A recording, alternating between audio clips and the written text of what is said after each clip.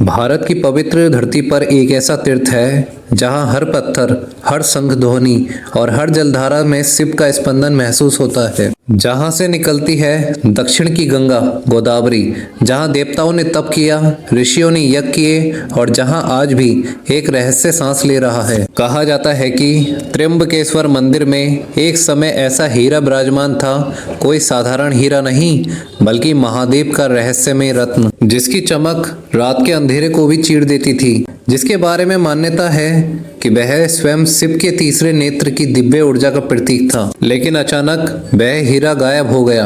अब क्या वह चोरी थी या देवीय लीला या किसी गहरे रहस्य को छुपाने की कोशिश? आज हम उसी रहस्यमय हीरे की कहानी की गहराई में उतरेंगे, शुरुआत से लेकर आज तक, और जानेंगे वह अनसुलझा सच जिसे शायद सदियों से छुपाया जा रहा है। तो तैयार हो जाइए, क्योंकि यह सिर्फ एक कहानी नहीं, यह है आस्था, इतिहास और रहस्य का संगम। महाराष्ट्र के नासिक जिले में ब्रह्मगिरी पर्वत की तलहटी में स्थित है यह प्राचीन धाम। यही वह स्थान है जहां से पवित्र गोदावरी नदी का उद्गम माना जाता है। पुराणों के अनुसार जब महर्षि गौतम पर झूठा गोहत्या का आरोप लगा तो उन्होंने कठोर तपस्या की। उनकी तपस्या से प्रसन्न होकर स्वयं भगवान शिव प्रकट हुए और गंगा को यहाँ अवतरित किया। इसी कारण यह स्थान दक्षिण की गंगा का उद्गम बना और यहीं स्थापित हुआ शिव का दिव्य स्वरूप त्र्यंबकेश्वर ज्योतिर्लिंग। लेकिन इस मंदिर की एक और पहचान थी, एक ऐसा रत्न जिसका उल्लेख बहुत कम लोग जानते हैं। किंवदंतियों के अनुसार लगभग 400 वर्ष पहले मंदिर के गर्भगृह में एक अद्भुत रत्न स्थापित था। कहा जाता है कि वह रत्न किसी राजा ने नहीं बल्कि एक तपस्वी सिद्ध पुरुष ने अर्पित किया था। कुछ स्थानीय कथाएं इसे मराठा काल से जोड़ती हैं। माना जाता है कि छत्रपति शिवाजी महाराज के समय मंदिर का जीर्णोद्धार हुआ और उसी काल में वह रत्न विशेष रूप से पूजित होने लगा। वह हीरा इतना पारदर्शी था कि दीपक की लौ उसकी सतह पर पड़ते ही पूरा गर्भगृह उजाले से भर जाता था। भक्त कहते थे यह शिव के तीसरे नेत्र का प्रतीक है। लेकिन रात के समय कुछ पुजारियों ने देखा कि वह हीरा हल्की हल्की नीली रोशनी छोड़ता था, जैसे उसके भीतर कोई जीवित ऊर्जा हो। फिर 18वीं शताब्दी के अंत में कुछ अजीब घटनाएं होने लगीं। कहा जाता है कि जो भी व्यक्ति उस हीरे को लालच भरी नजर से देखता, उसके जीवन में अचानक संकट आ जाता। एक व्यापारी जिसने उस रत्न को खरीदने का प्रस्ताव रखा, कुछ ही दिनों में उसका दिवाला निकल गया। एक सैनिक जिसने उसे छूने की कोशिश की, रातों रात बीमार पड़ गया।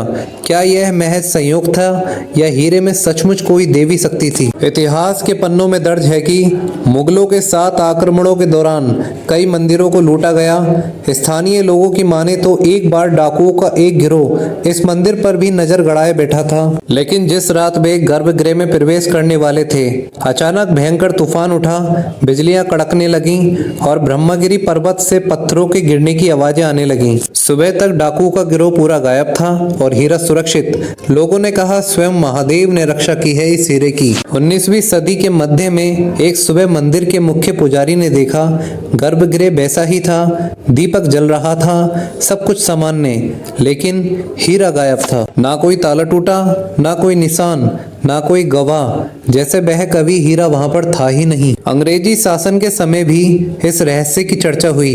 कुछ दस्तावेजों में संकेत मिलता है कि जांच की गई थी पर कोई ठोस प्रमाण नहीं मिला।